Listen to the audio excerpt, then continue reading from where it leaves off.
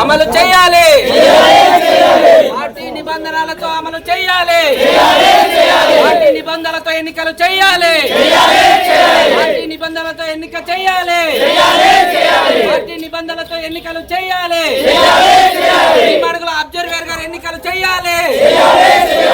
చీకటి రాజకీయం వద్దు, తెలుగుదేశం రాజకీయం వద్దు. రాజీనామాలకు సిద్ధం సిద్ధం ఎన్నికలు వెంటనే చేయకపోతే మేము రాజీనామాలకు సిద్ధం. అబ్జర్వర్ గారు వెంటనే సమాధానం చెప్పాలి. ఎలక్షన్ కు నాకు ఎమ్మెల్సీ గారు అంటే చిన్న కాంపిటేటివ్ ఉందంటే నేను పార్డర్ అయిపోయిన తర్వాత ఎమ్మెల్సీ గారు నాకు సత్యనారాయణ గారు రాకపోతే ఆయన ప్లేస్లో మరి రైమాన్ గారికి తోడెళ్ళమంటే నేను జీమడుగులు మండలం రావాల్సి వచ్చింది మేడం గారు. మొన్న అయితే ఉన్న వాస్తవానికి ఈరోజు మీకు ఎలక్షన్ పెడదామనే ఉద్దేశంతో అయితే నేను పిలవలేదు, నేను చెప్పలేదు. మొన్న మేడం గారు వెళ్ళిపోయారు, నెక్స్ట్ రమేష్ నాయుడు సార్ వెళ్ళిపోయారు, చాలామంది వెళ్ళిపోయిన తర్వాత కొంతమంది ఉన్నారు, మీ నియోజకవర్గ ఇన్ఛార్జి గారు కొంతమంది ఉన్నారు. ఉన్నప్పుడు అక్కడ ఏం మాట్లాడుకున్నామంటే మళ్ళీ గొడవ అవుతుందనే ఉద్దేశంతో కొంతమంది మీ పెద్దల ద్వారా మాట్లాడినప్పుడు ఇప్పుడు ఏదైతే పార్టీ ప్రెసిడెంట్ చేద్దామనుకున్నారో ఆయన పేరు ఒకసారి పిన్నయ్య దొర గారికి ఏదైతే మీరు పార్టీ ప్రెసిడెంట్ చేద్దామనుకున్నారో ఈయనకు మరి అందరి ముందు కొంతమంది పెద్దల ద్వారా అంటే మీకు పబ్లిక్ చెప్పలేదు కానీ ఈయనకు బ్యాంకు ప్రెసిడెంట్ ఇచ్చి ఇంకో ఆయనకు మండల పార్టీ అధ్యక్షుడు చేద్దామంటే కొంతమంది పెద్దలు అంగీకరించడంతో సరే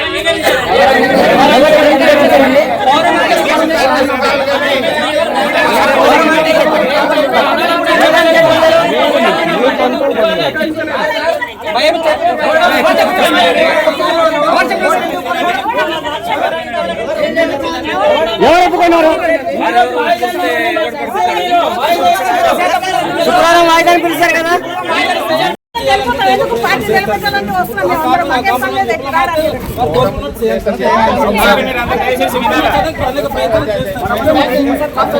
ఆ రోజు మీరు మధ్యలో మాట్లాడితే మీ మాట నాకు అర్థం కాదు, నా మాట మీకు అర్థం కాదు. అంటే మీ కమిటీ అందరికైతే నేను చెప్పలేదు, మీ కమిటీ వాళ్ళకే నేను కొద్దిమంది పెద్దలతో మాత్రం మాట్లాడాను ఆ రోజు. అంటే అక్కడ మీరు అందరు ఉన్నారు కానీ కూర్చున్నప్పుడు ఒకసారి ఆగండి సార్, ఒకసారి ఆగండి.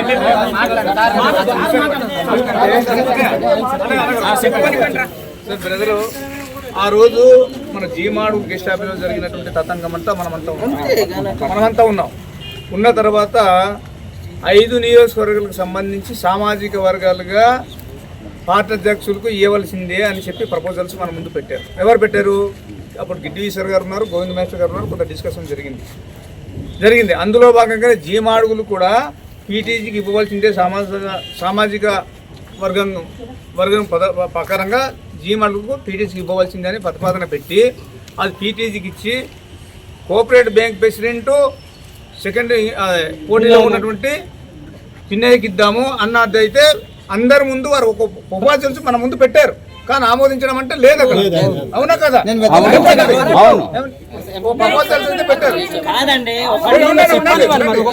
పెట్టారు అక్కడ ఎప్పుడు ఆమోదించడం లేదు.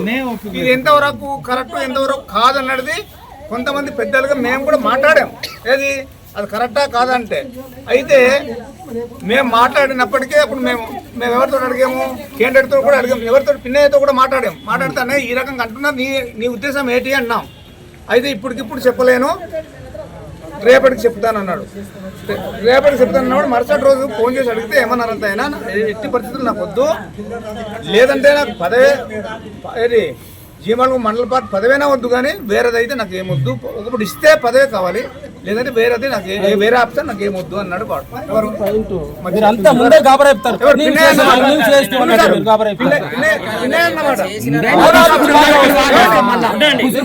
తగ్గాలి మీరు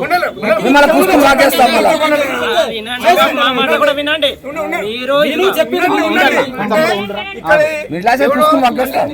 ఈ ప్రపోజల్స్ పెట్టింది ఎవరండి? నమస్కారం అండి, నా పేరు Macchirasi Narayana Raju, Telugu Desam party Jeemadugula head quarter unit ఇన్ఛార్జిని.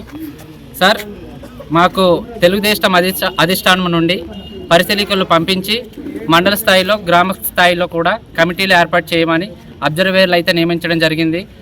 అయితే ఈ పాడేరు నియోజకవర్గంలో ఉన్నటువంటి అబ్జర్వేర్ల పనితీరు మాత్రం ఏమాత్రం బాగోలేదండి. 5 మండలాల్లో కూడా అబ్జర్వేర్ల పనితీరు బాగోలేక గ్రామ కమిటీలు కానీ సవ్యంగా నడవలేదు.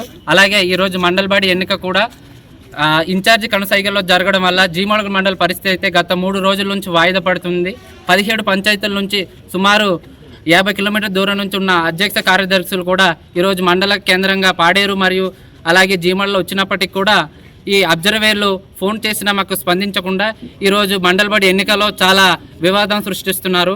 ఎందుకంటే ఈరోజు మండలబడి ఎన్నికలో 17 పంచాయతీల్లో 34 సభ్యులు ఉండగా ఇంచుమించు 18 మంది ఏకగ్రీవంగా ఎన్నుకోవడానికి సిద్ధంగా ఉన్నప్పటికీ కూడా తీర్మానం చేసి ఉన్నప్పటికీ కూడా ఈరోజు ఏం జరుగుతుందంటే ఈ అబ్జర్వేర్లు మా మాట స్పందించకుండా ఇన్ఛార్జి కనసైగుల్లోనే నడుస్తూ కనీసం మా వైపు రాకుండా మేము మార్నింగ్ నుంచి కాల్ చేస్తుంటే మమ్మల్ని స్పందించకుండా ఉంటున్నారు. ఇదే విధంగా పాడేరు నియోజకవర్గం మొత్తం 5 మండలాలు కూడా ఇదే జరుగుతుంది. రీసెంట్గా చింతపల్లి మండలంలో కూడా ఇదే విధంగా జరగడంలో అక్కడ కార్యకర్తలు పూర్తిగా అసంతృప్తిగా ఉన్నారు. అదే తంతుగా ఈరోజు జీమాడులో జరుగుతుంది. దీనిపైన నారా లోకేష్ బాబు గారు కానీ అలాగే చంద్రబాబు గారు స్పందించకుంటే ఈరోజు జీమాడుగు మండలం అలాగే పాడేరు నియోజకవర్గం పూర్తి తెలుగుదేశం పార్టీ మాత్రం కనుమరుగయ్యే పరిస్థితుంది. ఇప్పటికైనా స్పందించి పాడేరు నియోజకవర్గం ప్రత్యేకమైన దృష్టి పెట్టి మాకు న్యాయం చేయవలసిందిగా ఈ సభాముఖంగా ఈ పత్రిక ముఖంగా మీకు తెలియజేస్తున్నాను. అలాగే ఇందులో ఉన్నటువంటి ముఖ్యమైన నాయకులు కూడా ఈ విషయాన్ని క్లియర్ చేయండి అని అబ్జర్వేర్లకి వాళ్ళ ద్వారా ఈ ఫోన్ ద్వారా తెలియజేస్తున్నప్పుడు కూడా వాళ్ళు కనీసం స్పందించకపోవడంతో వివిధ ప్రాంతాల నుంచి అధ్యక్ష కార్యదర్శులు వచ్చి వాళ్ళు నానా ఇబ్బందులు పడుతున్నారు. ఈ విషయం మేము గత పార్టీ ఈ ఎలక్షన్లు అయ్యి సంవత్సరం గడుస్తున్నా ఇప్పటికీ మేము తెలియజేస్తున్నప్పటికీ ఈ పాడేరు నియోజకవర్గ కార్యకర్తలపై ప్రత్యేకమైన దృష్టి సారించకపోవడం చాలా బాధాకరం. ఈ విధంగా ఈ పత్రిముఖం ద్వారా ఈ సమస్యను నారా లోకేష్ బాబు దృష్టికి చంద్రబాబు గారి దృష్టికి తెలియజేసి మా పాడేరు నియోజకవర్గానికి మార్పు తీసుకురావాల్సిందిగా తెలియజేస్తూ నమస్కరిస్తున్నాను. ఈసారి జీవాళ్ళు ఒకటి నా సొంత మండలంగా వదిలేయండి, నేను నచ్చినా చేసుకుంటాను. నా క్యాండిడేట్ ఎవరు లేరు, వాళ్ళందరూ ఎంపిక చేసుకుని ఇస్తారు అని చెప్పేసి అన్నాను నేను. ఆ రోజు జగదీశ్ గారు అన్నా లేదా, మీరు ఉన్నారు కదా, నువ్వు ఉన్నావు, నువ్వు రాలేదు, నువ్వు ఉన్నావు ఆ రోజు చెప్పాను. అలాగే అమ్మ అన్నారు, లేదు పద జీమాలు వెళ్దాం అన్నారు. జీమాలు చేస్తే రేపు అనుకుంటా రావడం మానేసి వదిలే అది వదిలేసాం. కానీ మొన్న మేడం గారు వచ్చేసి పోలీసులు తీసుకొచ్చి ఆ రాత్రి ఇప్పుడు ఇలాగే రాత్రి ఆడావిడ ఎందుకు చేయాల్సింది, నువ్వు వైసీపీకి వేసావండి, వైసీపీకి వేసావండి. ఆవిడ వైసీపీ పార్టీ వచ్చి వైసీపీ నుంచి వచ్చిన పార్టీ ప్రెసిడెంట్ చేసుకుంటే వైసీపీ పార్టీ వాళ్ళకి ఎంపిక చేసుకుంటే ఉన్న వాళ్ళందరూ మొదటి నుంచి 83 నుంచి ఉన్న టీడీపీ వాళ్ళు ఏమైపోవాలి. ఇప్పుడు నాకంటూ విలువ లేకుండా అయిపోయింది. పార్టీలో ఎంతమంది ఉన్నా సరే నేను నా గుర్తింపు నాకు ఉంది. వాళ్ళు ఏదో అనుకుంటారు మనకుమారి ఏం లేదు అన్న లెక్కల్లో నా గుర్తింపు నాకు ఉంది ప్రజల దగ్గర. మరీ అంత చీపుగా తీసుకెళ్ళిపోలేదు. గట్టిగా పట్టుబడితే ఇన్ఛార్జ్ అయితే తుమ్ముతూ ఉండిపోయి ముక్కులాంటి ఇన్ఛార్జ్ ఏంటమ్మా, నేను ఉమ్మడి రాష్ట్రాల్లో మంత్రిగా చేసి నేను ఎందుకు తగ్గున్నాను ఇప్పుడు? ప్రజలది కూడా వాళ్ళు కార్యకర్తలు వాళ్ళు గట్టిగా ఉంటే నేను గట్టిగా ఉంటాను, వాళ్ళు గట్టిగా నేను